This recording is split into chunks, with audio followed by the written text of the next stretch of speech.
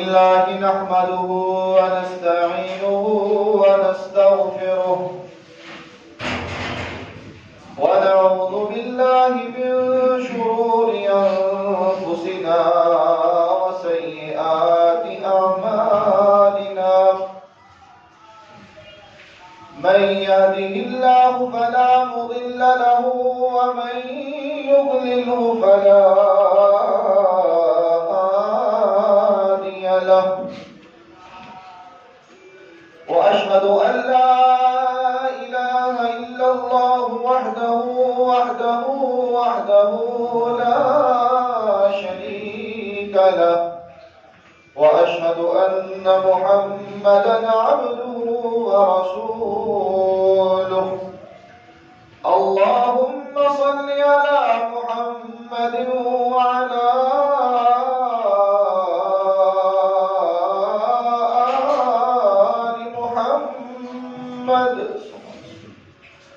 كما صليت على إبراهيم وعلى آل إبراهيم إنك حميد مجيد اللهم بارك على محمد وعلى آل محمد كما باركت على إبراهيم وعلى آل إبراهيم إنك حميد مجيد أما بعد فإن خير الحديث كتاب الله وخير الهدي هدي محمد صلى الله عليه وسلم وشر الأمور محدثاتها وكل محدثة بدعة وكل بدعة ضلالة وكل ضلالة في النار رب اشرح لي صدري ويسر لي أمري واحلل عقدة من لساني يفقهوا قولي رب زدني علما رب زدني علما رب زدنا علما أعوذ بالله من الشيطان الرجيم بسم الله الرحمن الرحيم سبحان الذي أسرى بعبده ليلا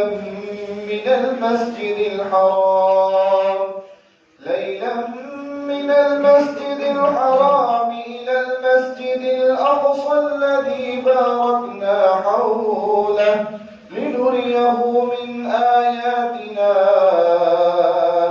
إنه هو السميع البصير صدق الله مولانا العظيم وصدق رسوله النبي الكريم ونحن على ذلك من الشاهدين والشاكرين والحمد لله رب العالمين حمد و ثنا تعریف تمجید تقدیس اللہ رب العزت کے لیے جو کائنات کا پالنے والا ہے خالق ہے مالک ہے رازق ہے داتا ہے گنج بخش ہے لجپال ہے غریب نواز ہے غوث اعظم ہے علی کل شیء قدیر ہے درود و سلام آقائے دو جہاں امام الانبیاء خطیب الانبیاء امام اعظم پیر اعظم مرشد اعظم رہبر اعظم امام کائنات نبی التوبہ نبی الرحمہ بشیر نذیر سراج منیر صلی اللہ علیہ وسلم کی ذات اقدس پر باری تعالیٰ سے دعا ہے کہ اللہ تعالیٰ ہمارا یہاں پر آنا بیٹھنا سننا سنانا اللہ تعالیٰ اپنی بارگاہ کے اندر منظور و مقبول فرمائے اور ہم سب کا ذریعہ نجات کا سبب بنے اللہ تعالی ہم سب کو بار بار اپنے گھر کی زیارت نصیب فرمائے۔ میرے اللہ نے محمد رسول اللہ صلی اللہ علیہ وسلم کو بڑے معجزات عطا فرمائے۔ ان معجزات میں سے ایک معجزہ اسراء و معراج کا بھی ہے۔ یہ معجزہ 2 حصوں پر مشتمل تھا۔ ایک حصہ مسجد حرام سے مسجد اقصی تک کا، جسے اسراء کہا جاتا ہے، اور اس معجزے کا دوسرا حصہ مسجد اقصی سے 7 آسمانوں سے اوپر جہاں تک میرے اللہ آپ کو لے کر گئے، اس معجزے کو معراج کہا جاتا ہے۔ تو یہ معجزہ جو تھا 2 حصوں پر مشتمل تھا۔ اسے اسراء اور معراج کہا جاتا ہے۔ ہمارا یہ عقیدہ ہے، ہمارا یہ نظریہ ہے، ہمارا یہ ایمان ہے کہ آپ صلی اللہ علیہ وسلم کو یہ اسراء و معراج کی سیر جو کروائی گئی، یہ جسمانی طور پر کروائی گئی تھی۔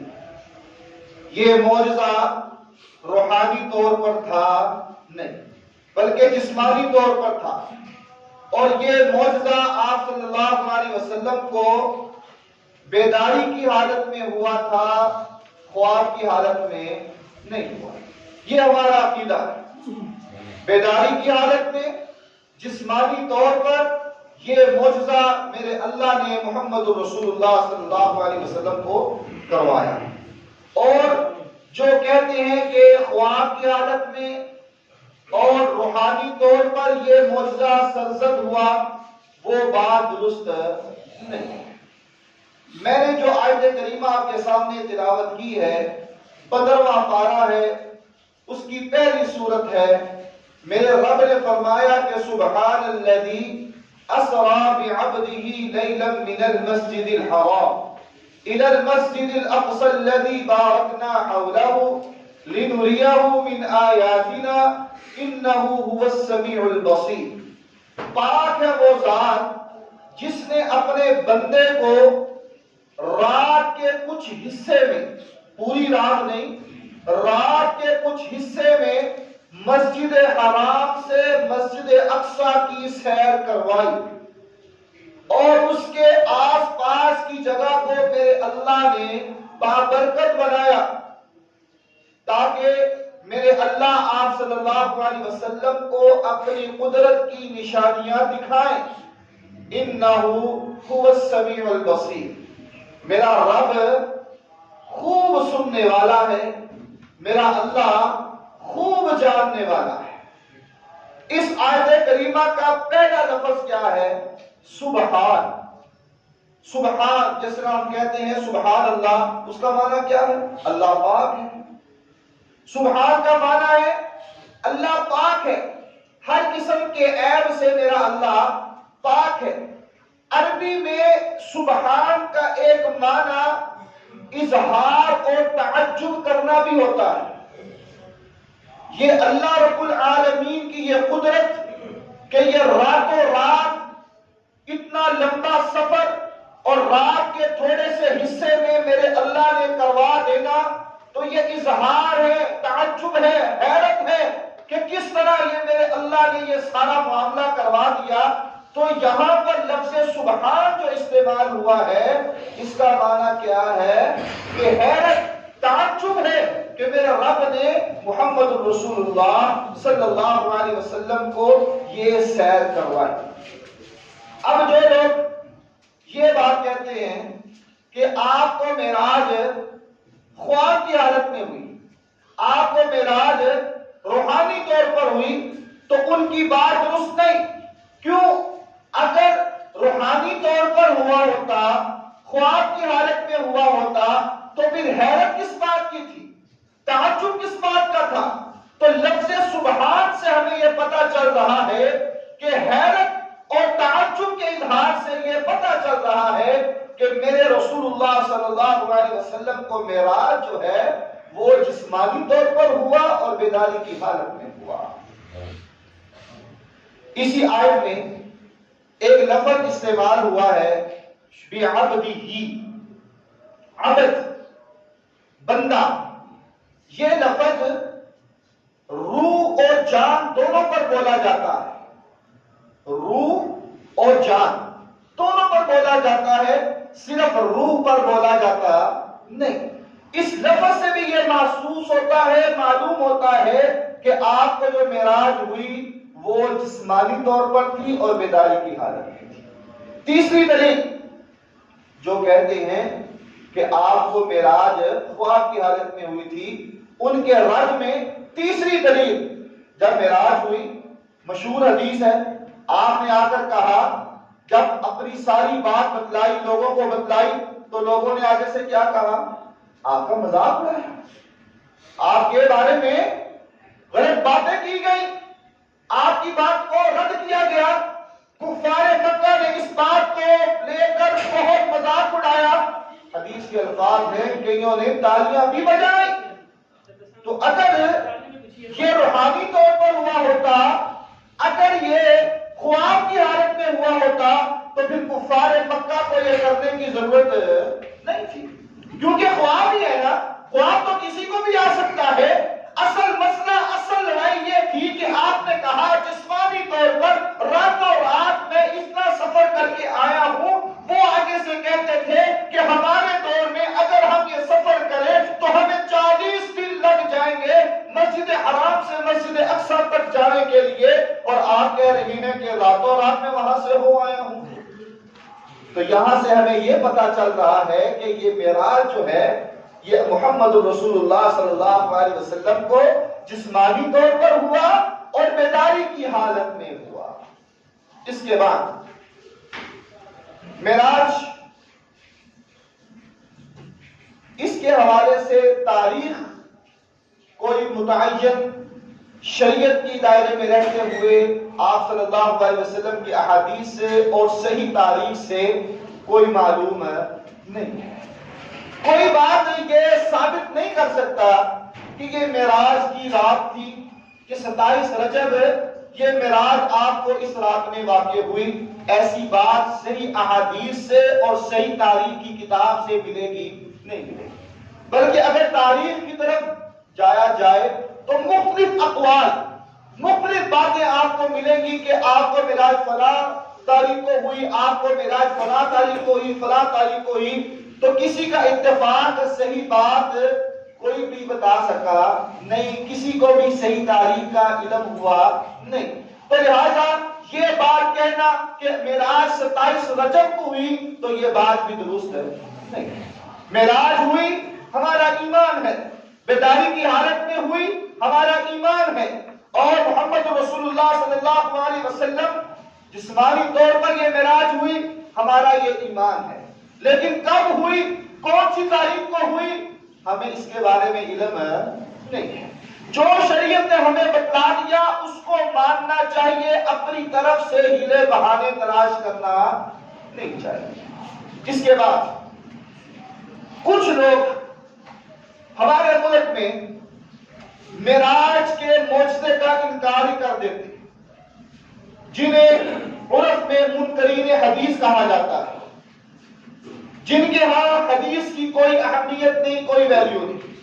بس وہ کہتے ہیں کہ ہمارے ہاں بس قرآن ہے، قرآن ہے، قرآن ہے، بس قرآن ہی قرآن، بس احادیث کوئی نہیں۔ یہ فتنہ بھی ہمارے ملک پاکستان میں موجود ہے۔ وہ کہتے ہیں کہ معراج نہیں ہے۔ اب ان کی تعبیر کیا ہے؟ وہ کہتے ہیں کہ سبحان الذی اسری بعبدہ لیلا من المسجد الحرام الی المسجد الاقصی۔ یہ مسجد اقصی کا جو لفظ آیا ہے اس سے مراد مسجد نبوی ہے۔ منکرین حدیث جو کہتے ہیں اس سے مراد کیا ہے؟ مسجد نبوی ہے۔ لہذا معراج کوئی نہیں ہوئی، یہ ہجرت کا واقعہ یہاں پر بیان ہو رہا ہے۔ ان کی یہ بات درست نہیں، یہ بات ان کی غلط ہے۔ وہ کیسے؟ اللہ کے نبی صلی اللہ علیہ وسلم کو جب معراج ہوئی تو آپ کہاں تھے؟ مکہ میں۔ آپ مکہ میں تھے، اور مسجد نبی اس وقت بنی نہیں بنی تھی، کیونکہ آپ مدینہ گئے ہی نہیں تھے۔ ہجرت آپ نے کی نہیں تھی، مسجد نبی بنی نہیں بنی تھی۔ دوسرا جواب، ہجرت والا معاملہ ایک دن کا نہیں تھا۔ ہجرت جو آپ نے مکہ سے مدینے کی طرف کی تھی، وہ رات کے کچھ حصے میں یہ طے نہیں سفر ہوا تھا سارا، بلکہ اس کو کئی دن لگے تھے۔ تو یہ بات کہنا کہ اس سے مراد ہجرت ہے تو یہ بات بھی غلط ہے۔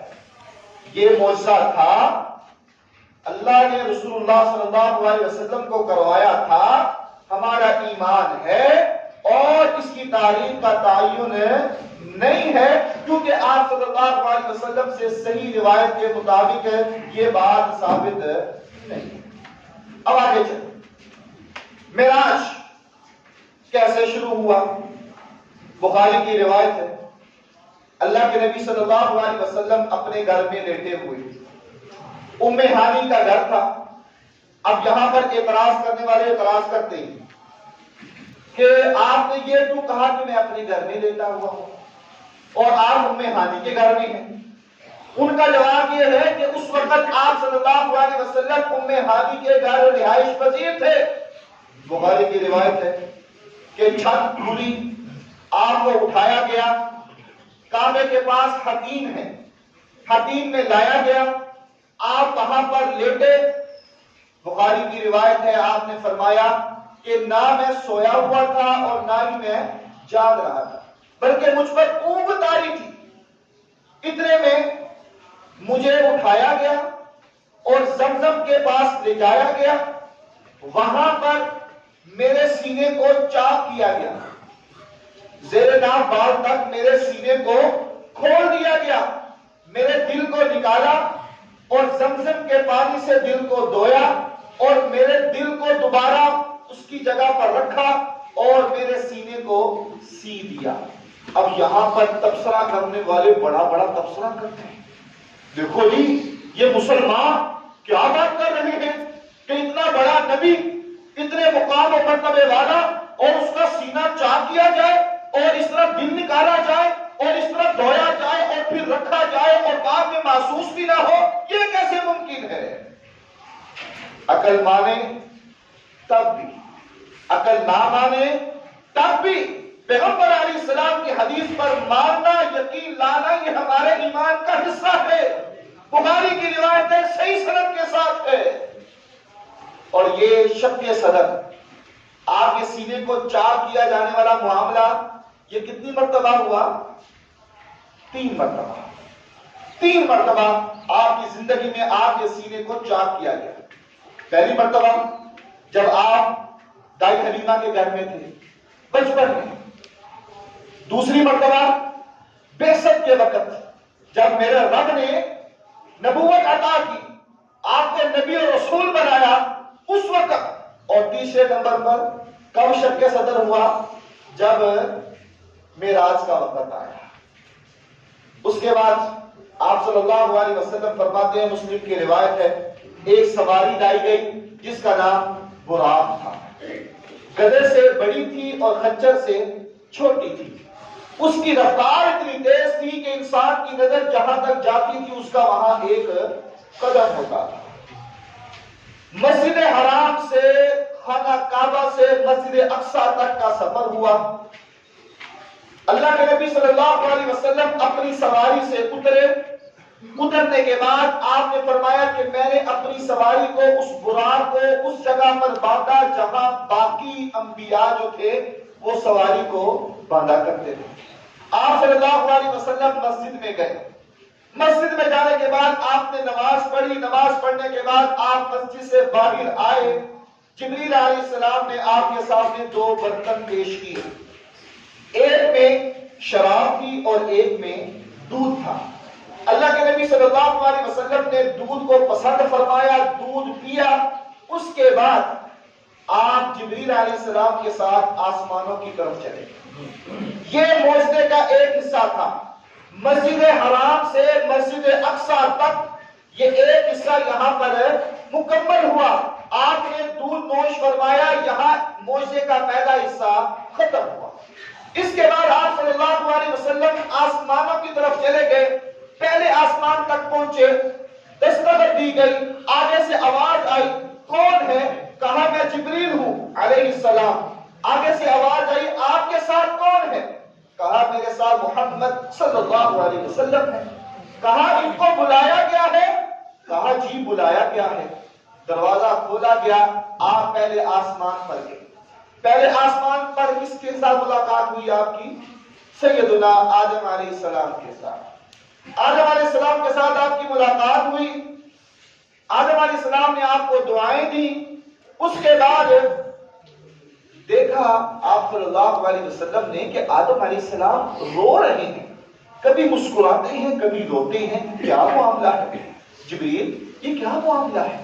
کہا یا رسول اللہ صلی اللہ علیہ وسلم، جب آدم علیہ السلام اپنی دائیں جانب دیکھتے ہیں تو اپنی امت کی روحوں کو دیکھتے ہیں کہ جو جنتی روحیں ہیں ان کو دیکھ کر یہ خوش ہوتے ہیں، اور جب اپنے بائیں جانب دیکھتے ہیں تو اپنی امت کی ان روحوں کو دیکھتے ہیں جو جہنمی روحیں ہیں، ان کو دیکھ کر وہ پھر روتے ہیں۔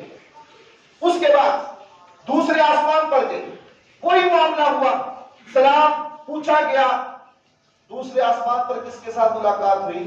سیدنا عیسیٰ علیہ السلام اور سیدنا یحییٰ علیہ السلام کے ساتھ آپ کی دوسرے آسمان پر ملاقات ہوئی۔ اس کے بعد تیسرے آسمان پر گئے، تیسرے آسمان پر کس کے ساتھ ملاقات ہوئی؟ سیدنا یوسف علیہ السلام کے ساتھ۔ آپ نے فرمایا کہ یوسف علیہ السلام کو میرے رب نے اتنا حسن نوازا کہ پوری دنیا سے آدھا حسن جو ہے میرے اللہ نے اکیلے یوسف علیہ السلام کو عطا فرما دیا، اتنے خوبصورت تھے۔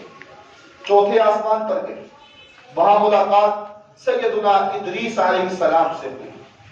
پانچویں آسمان پر گئے، وہاں ملاقات رسول اللہ صلی اللہ علیہ وسلم کی سیدنا ہارون علیہ السلام سے ہوئی۔ چھٹے آسمان پر گئے، وہاں ملاقات سیدنا موسیٰ علیہ السلام سے ہوئی۔ موسیٰ علیہ السلام سے جب بات ہوئی تو آپ وہاں سے جب چلنے لگے تو موسیٰ علیہ السلام رونے لگے۔ کہا جبریل یہ کیوں رو رہے ہیں، کیا معاملہ ہے؟ جب ان سے پوچھا گیا تو کہنے لگے اے نوجوان، آئے میرے باغ میں ہو لیکن جنت میں تمہاری امت کے لوگ زیادہ جائیں گے، میری امت کے کم لوگ جنت میں جائیں گے اور آپ کی امت کے لوگ جنت میں زیادہ جائیں گے، میں اس لیے رو رہا ہوں۔ پھر آپ ساتویں آسمان پر گئے، ساتویں آسمان پر کس کے ساتھ ملاقات ہوئی؟ سیدنا ابراہیم علیہ السلام کے ساتھ۔ آپ نے فرمایا کہ وہ بیت المعمور کے ساتھ ٹیک لگا کر بیٹھے ہوئے ہیں۔ اب ان کے ساتھ ملاقات ہوئی، دعائیں دی۔ وہ بیت المعمور جس کے متعلق محمد رسول اللہ صلی اللہ علیہ وسلم نے فرمایا کہ 70,000 انسان روزانہ اس میں داخل ہوتا ہے، جو ایک مرتبہ داخل ہو جائے دوبارہ اس کی باری آتی نہیں آتی۔ دوسری روایت کے مطابق 70,000 فرشتہ روزانہ وہاں نماز پڑھتا ہے اور جو ایک مرتبہ پڑھ لے دوبارہ اس کی باری آتی نہیں آتی۔ بیت المعمور مسروق رضی اللہ تعالی، اللہ کے نبی صلی اللہ علیہ وسلم سے بیت المعمور کے متعلق پوچھا گیا تو آپ صلی اللہ علیہ وسلم نے فرمایا کہ یہ خانہ کعبہ کے بالکل اوپر بیت المعمور ایک مسجد ہے، اگر وہ مسجد گر جائے تو سیدھی کعبے کے اوپر آ کر گرے۔ علی رضی اللہ تعالی عنہ سے بیت المعمور کے متعلق پوچھا گیا تو علی رضی اللہ تعالی عنہ کہنے لگے یہ بیت المعمور اس کی حرمت اسی طرح ہے جس طرح دنیا میں کعبے کی حرمت ہے، اسی طرح وہاں آسمانوں میں بیت المعمور کی حرمت ہے۔ بیت المعمور، اب یہاں ساتوں آسمانوں کی سیر ہوئی، انبیاء سے ملاقات ہوئی۔ اس کے بعد جبریل علیہ السلام اللہ کے نبی صلی اللہ علیہ وسلم کو آگے سدرۃ المنتہا کی طرف لے گئے۔ سدرۃ المنتہا، اللہ کے نبی صلی اللہ علیہ وسلم نے فرمایا کہ وہاں پتے ایسے تھے جیسے ہاتھی کے کان ہوتے، ہاتھی کے کان ہوتے، اسی طرح وہاں پتے تھے اور وہاں کے پھل جو تھے وہ ہجر کے مٹکے کی طرح تھے۔ میرے اللہ کے حکم سے ان کو کسی چیز نے ڈانپ لیا اور آپ صلی اللہ علیہ وسلم نے فرمایا کہ دنیا کی مخلوق میں سے کوئی بھی اس مقام کو بیان کر سکتا نہیں کر سکتا۔ پھر آپ نے دیکھا 4 نہریں ہیں سدرۃ المنتہا کے پاس، 4 نہریں ہیں، 2 باطنی ہیں اور 2 ظاہری ہیں۔ جبریل علیہ السلام، یہ 2 باطنی اور 2 ظاہری 2 نظر آ رہی ہیں اور 2 ایسی ہیں، یہ کیا معاملہ ہے؟ کہا یا رسول اللہ صلی اللہ علیہ وسلم، جو 2 ظاہری نہریں ہیں یہ دنیا میں نہریں موجود ہیں، ایک دریائے فرات اور دوسری دریائے نیل۔ آپ صلی اللہ علیہ وسلم سدرۃ المنتہا گئے، وہاں آپ صلی اللہ علیہ وسلم نے جبریل علیہ السلام کو دیکھا۔ آپ کے کتنے پر تھے؟ 600 پر۔ اور جبریل علیہ السلام کو آپ صلی اللہ علیہ وسلم نے ان کی اصلی حالت میں کتنی مرتبہ دیکھا؟ 2 مرتبہ۔ 2 مرتبہ۔ آج کے خطبے کا خلاصہ شق صدر کتنی مرتبہ ہوا؟ 3 مرتبہ۔ جبریل علیہ السلام کو آپ نے ان کی اصلی حالت میں کتنی مرتبہ دیکھا؟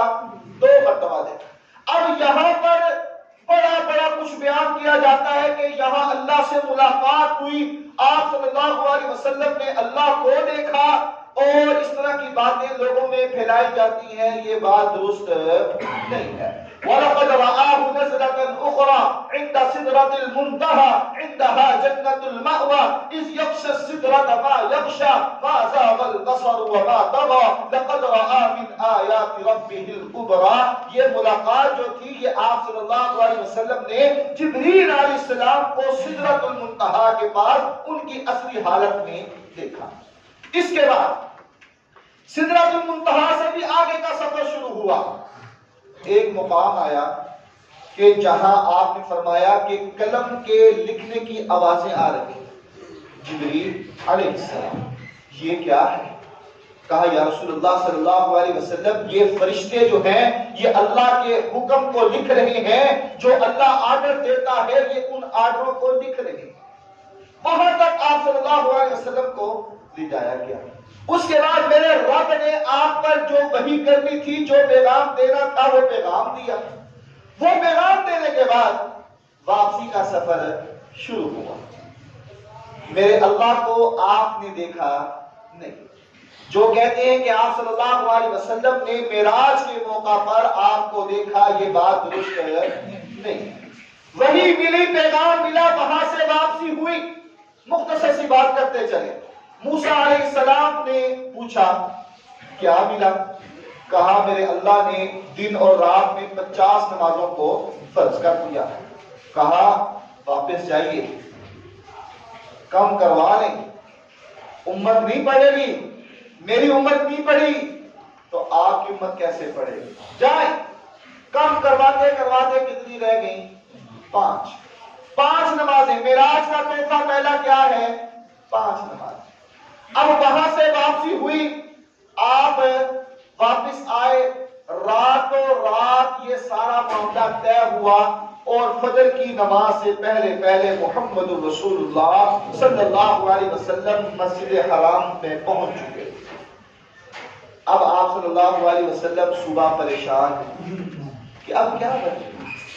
یہ واقعہ جب میں ان کو سناؤں گا تو کیسے یہ ایمان لائیں گے؟ کون میری بات کو مانے گا؟ آپ حدیث کے الفاظ ہیں کہ آپ پریشان دیوار کے ساتھ بیٹھے ہوئے تھے، اتنے میں ابو جہل آ گیا۔ کہا لگتا ہے آج کوئی نئی بات ہے، آج لگتا ہے کوئی نیا کام ہوا ہے۔ کہا ہاں، آج میرے رب نے رات کو مجھے یہ سیر کروائی، یہ معجزہ عطا کیا۔ اب ابو جہل جو تھا اس نے ماننا تو نہیں تھا، لیکن اس نے کہا واقعہ تھا جی، اگر میں لوگوں کو اکٹھا کروں آپ ان کو یہ باتیں بتلا دیں گے؟ کہا جی۔ اس نے ساتھیوں کو سب کو اکٹھا کیا، سارے جب جمع ہو گئے تب اس نے کہا اب آپ مجھے دوبارہ بتلائیں جو آپ مجھے کہہ رہے تھے۔ آپ صلی اللہ علیہ وسلم نے ساری بات بتلائی۔ حدیث کے الفاظ ہیں کچھ لوگوں نے تالیاں بجائی، کچھ لوگوں نے آپ کا مذاق اڑایا، اور کچھ لوگوں نے اپنے سروں کو نیچے جھکا لیا۔ یہ واقعہ معراج کا۔ اب اس واقعے سے ہمیں جو سبق ملتا ہے نہ کہ ہم ایسے ایسے کاموں کو اپنائیں، ایسی چیزوں کو اپنے اندر شامل کر لیں جس کا دین اسلام شریعت قرآن و حدیث کے ساتھ دور دور تک کوئی تعلق نہیں ہے۔ اب ہم دین میں عبادت میں اپنا معیار خود قائم کر سکتے نہیں۔ عبادت کا معیار وہی ہوگا جو رسول اللہ صلی اللہ علیہ وسلم نے فرمایا ہے۔ عبادت ویسے کرنی ہوگی جو آپ صلی اللہ علیہ وسلم نے فرمایا ہے۔ اب ہمیں وہ کرنا ہوگا جو شریعت نے ہمیں بتلا دیا ہے۔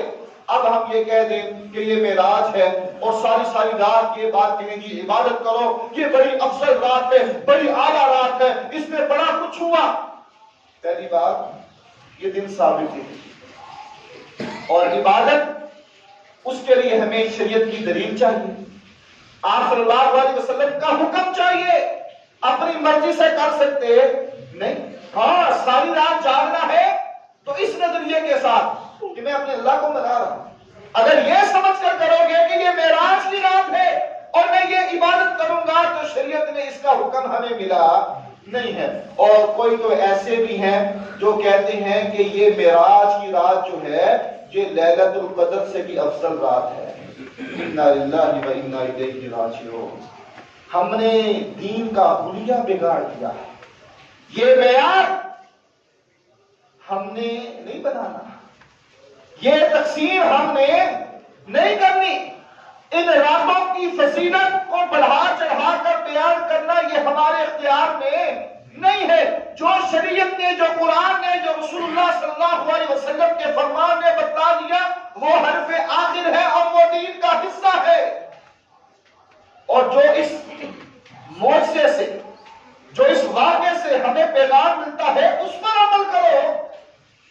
نماز، 5 وقت کی نماز معراج پر فرض ہوئی، پڑھنی چاہیے۔ اگر ہمیں اتنی محبت ہے، اگر ہمیں اتنا پیار ہے، اگر ہم سمجھتے ہیں کہ واقعتاً یہ بڑا اعلیٰ معجزہ تھا تو ٹھیک ہے، آج سے ارادہ کرو کہ کبھی 5 وقت کی نماز چھوڑیں گے، نماز پڑھیں گے۔ یہ پیغام ہے، کرنا تو ہمیں یہ چاہیے، اور ہم اپنی من مانیوں سے بس ایک رات لگا لی اور پھر پورا سال جو ہے بس آرام سے۔ اور کوئی تو یہ بھی کہتے ہیں کہ ٹھیک ہے نماز نہ پڑھو، بس ہمیں کھانا کھلاتے رہو، ہم خود ہی اللہ سے بخشوا لیں گے۔ انا للہ و انا الیہ۔ اس وقت کوئی کسی کے کام نہیں آئے گا۔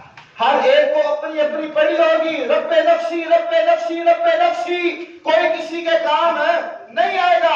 یوم یفر المرء من اخیہ وامہ وابیہ وصاحبتہ وبنیہ لکل امرئ منہم یومئذ شأن یغنیہ الیوم نختم علی افواہہم وتکلمنا ایدیہم وتشہد ارجلہم بما کانوا یکسبون۔ اس وقت کوئی کسی کے کام نہیں۔ یہ بڑا وجود، یہ بھی تمہارے کام میرا اللہ ان کو بولنے کی طاقت دے گا، اور کیا ہوگا؟ ہر اعضاء بول اٹھے گا اللہ کے حکم سے۔ ہمیں چاہیے کہ ہم دین کے پابند ہو جائیں، شریعت کے دائرے میں رہتے ہوئے عمل کریں، اسی میں ہماری کامیابی ہے۔ عمل وہی قابل قبول ہوگا جس پر رسول اللہ صلی اللہ علیہ وسلم کی مہر ہوگی۔ تو معراج کا پہلا پیغام کیا ہے؟ 5 وقت کی نماز۔ ارادہ کیجیے، اپنے گھروں میں اہتمام کروائیے۔ فجر کی نماز میں مساجد میں کیا رونق ہوتی ہے۔ ہمیں اپنے ایمان پر غور کرنا چاہیے، ہمیں اپنے محاسبہ کرنا چاہیے کہ ہم میں سے کتنے ایسے ہیں جو فجر کی نماز مسجد میں آ کے پڑھتے ہیں۔ یہ چیزیں اپنانی چاہیے۔ یہ پیغام ہمیں مل رہا ہے جس کو ہم چھوڑ رہے ہیں، اور اپنے نفس کی خواہش کے مطابق ہم چیزوں کو دین کا حصہ بنا رہے ہیں۔ تو میرے بھائیوں، کام وہی قابل قبول ہوگا جس پر محمد رسول اللہ صلی اللہ علیہ وسلم کی مہر لگی۔ پہلے نمبر پر 5 وقت کی نماز۔ دوسرے نمبر پر جو معراج کے موقع پر آپ صلی اللہ علیہ وسلم کو انعام ملا، اس انعام کو اگر ہم پانا چاہتے ہیں تو ہمیں یہ کرنا ہوگا کہ ہم ہر وقت اچھا سوچیں، ہر لمحہ اچھا سوچیں، ہر وقت نیک کام کرنے کے بارے میں سوچیں۔ اگرچہ آپ نہیں کر سکتے، آپ کے پاس طاقت نہیں، وسائل نہیں، ہمت نہیں، کوئی بات نہیں، لیکن اچھا سوچیں، اچھا کرنے کا سوچیں۔ معراج کے وقت اللہ کے نبی صلی اللہ علیہ وسلم کو جو انعام ملا وہ یہ تھا، میرے اللہ نے فرمایا محمد صلی اللہ علیہ وسلم اگر آپ کی امت میں سے کوئی شخص نیک کام کرنے کا ارادہ کر لیتا ہے، ارادہ ابھی کیا نہیں، ارادے پر میرا اللہ اس کو ایک نیکی دے دیتا ہے، ایک نیکی، اور جب وہ کام کر لیتا ہے تو میرا اللہ اس کو ایک نیکی کے بدلے میں 10 نیکیاں عطا فرما دیتا ہے، ایک کام کے بدلے میں 10 نیکیاں۔ اور امت محمدیہ کو یہ احساس ملا، میرے اللہ نے آپ پر رحم فرمایا، وہ یہ تھا کہ اگر انسان کوئی برا سوچے، کسی کے بارے میں کوئی برا سوچے، برا کام سوچے، تو اس کو گناہ ملے گا نہیں، جب تک وہ گناہ کر نہیں لیتا تب تک اس کو گناہ نہیں ملے گا، جب وہ کر لے گا تب اس کو گناہ ملے گا۔ تو یہ احساس ہے، یہ دوسرا پیغام اور دوسری نعمت اور دوسرا انعام جو معراج کے حوالے سے ہے وہ یہ ہے کہ اچھا سوچیں، اچھا سوچیں، اچھا کرنے کی سوچیں۔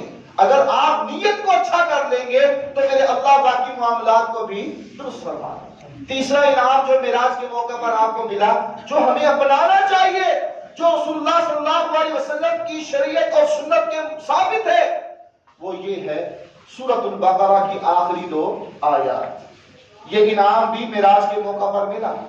سورۃ البقرہ آخری 2 آیات جس کے متعلق محمد رسول اللہ صلی اللہ علیہ وسلم نے فرمایا کہ جو انسان رات کو سونے سے پہلے ان 2 آیات کو پڑھ لیتا ہے، اس انسان کے لیے یہ 2 آیات کافی ہو جاتی ہے، کافی ہو جاتی ہے۔ کیا مطلب؟ پھر کسی چیز کی ضرورت رہتی، صرف 2 آیات، پتہ نہیں رات کو سوئے سوئے جان نکل جائے۔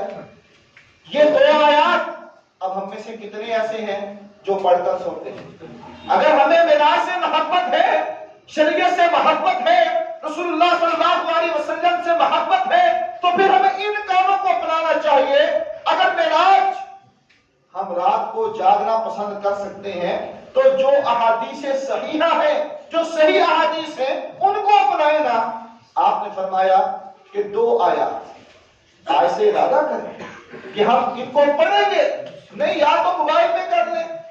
سونے سے پہلے جو انسان 2 آیات پڑھتا ہے اس کو چیز حد سے کافی ہو جاتا ہے۔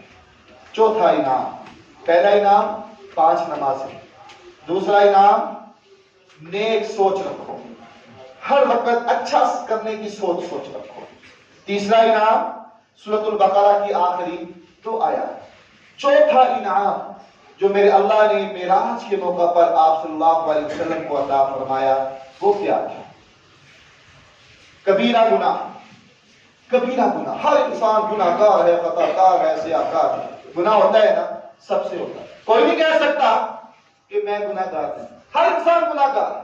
میرے اللہ نے معراج کے موقع پر محمد رسول اللہ صلی اللہ علیہ وسلم کو یہ انعام عطا فرمایا کہ اگر قیامت والے دن انسان آیا کبیرہ گناہ کر کے بھی آیا، بڑے گناہ تھے لیکن شرک نہیں تھا۔ کیا نہیں تھا؟ شرک نہیں تھا۔ اللہ اگر معاف کرنا چاہے تو معاف کر دے گا۔ یہ انعام محمد رسول اللہ صلی اللہ علیہ وسلم کو ملا، امت محمدیہ کو یہ انعام ملا۔ کیا ملا؟ کہ شرک کے علاوہ میرے اللہ معاف کرنا چاہے تو معاف کر دیں گے، یہ میرے اللہ کے اختیار ہے۔ اب ہمیں ان چیزوں کو اپنانا چاہیے، جائے کہ ہم جو ہے ساری رات لگا کر رسمی عبادت کریں، اور جو نمازیں مشہور کی گئی ہیں، اتنے نفل پڑھ لو، اتنے سورۃ الاخلاص کے ساتھ یا اتنے اذکار کے ساتھ، ان کا قرآن و حدیث شریعت کے ساتھ تعلق نہیں ہے۔ عبادت کا معیار وہی ہونا چاہیے جو رسول اللہ صلی اللہ علیہ وسلم نے ہمیں بتلا دیا ہے۔ یہ نہ ہو کہ آپ رات لگا کر 4 گھنٹے کھڑے ہو کر نماز پڑھ لیں اور فجر کی نماز آپ کی رہ جائے، تو ایسی عبادت اللہ کو قبول نہیں ہے، کیونکہ معراج کا اصل مقصد یہ ہے کہ 5 وقت کی نماز پڑھی جائے۔ معراج کا اصل مقصد یہ ہے کہ رسول اللہ صلی اللہ علیہ وسلم کی سنت کے مطابق عمل کیے جائیں، اسی میں ہماری کامیابی ہے اور اسی میں ہماری کامرانی ہے۔ میرے مالک ہم سب پر رحم فرما میرے اللہ، ہم سب پر رحم فرما، ہمیں توحید پر قائم فرما۔